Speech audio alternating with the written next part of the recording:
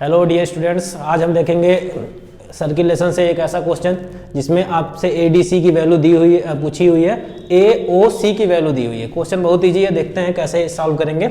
सबसे पहले आप ध्यान समझिए, ADC पूछा गया है, इसका मतलब ADC ये वाला एंगल आपसे पूछ रहा है, ठीक है। इसके लिए हम लोग थ्योरम पढ़े होंगे, एक सेम सेगमेंट थ्योरम और एक दूसरी थ्योरम रही होगी सेम आर्क थ्योरम। दोनों थ्योरम का यूज करेंगे हम लोग, इसको सॉल्व करेंगे। सबसे पहले आप यहाँ लिख लेंगे क्या आपको दिया गया है गिवन में आपको दिया गया है AOC, एंगल AOC अगर आपको दे दिया गया 100 डिग्री, तो ध्यान से समझिए इसको। ये आप एक थ्योरम पढ़े होंगे कि अगर किसी भी सर्किल के अंदर सेंटर पर जो एंगल बनता है वह हमेशा उसी आर्क द्वारा, जिस आर्क से ये सेंटर पर एंगल बन रहा है, जैसे यहाँ समझाने के लिए हम AC आर्क ले लेते हैं। इस AC आर्क से जिस प्रकार सेंटर पर एंगल बन रहा है, कोई भी एंगल अगर बन रहा है तो हमेशा इसी आर्क से पीछे एंगल जो भी बनेगा उसी का डबल होगा।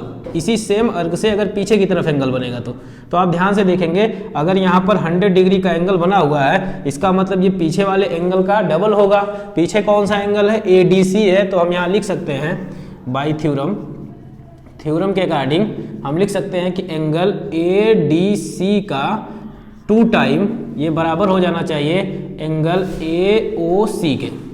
तो यहाँ पर ध्यान से देखेंगे, ADC तो हमको पता नहीं है, तो हम यहाँ ADC ऐसे ही रहने देंगे, और AOC हमको दिया हुआ है पहले ही क्वेश्चन में, तो हम यहाँ 100 डिग्री लिख लेंगे।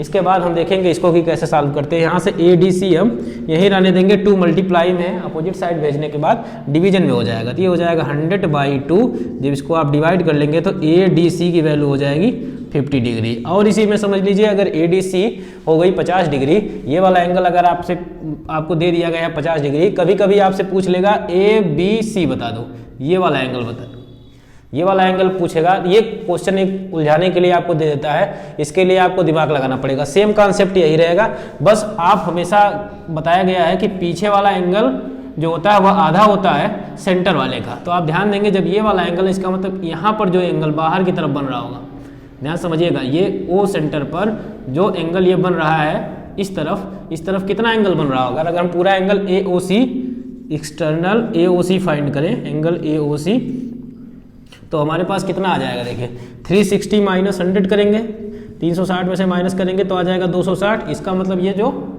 बाहर एंगल बन रहा है, ये वाला एंगल आ गया 260। बाहर का एंगल अगर 260 बन गया तो इसके पीछे देखिए, इसी के जस्ट पीछे का एंगल है, इसी के जस्ट पीछे का एक दूसरा फिगर बना के समझा देते हैं, इस तरीके से है। और यहाँ पर देखिए कुछ इस प्रकार से है, ऐसे, और यहाँ पर बना हुआ एंगल 260।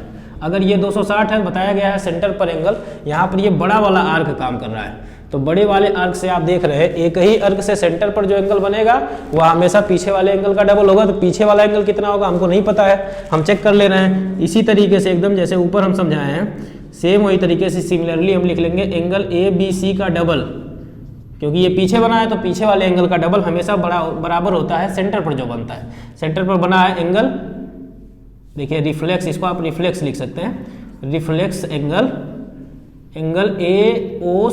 AOC का रिफ्लेक्स। तो ये तो पता है आपको 260 है, यहाँ से आप ABC जब फाइंड करेंगे तो आ जाएगा 260/2, और काटने के बाद आ जाएगा 130 डिग्री। यहाँ से आप देखेंगे ABC की वैल्यू आ गई 130 डिग्री। मिलते हैं नए क्वेश्चन में।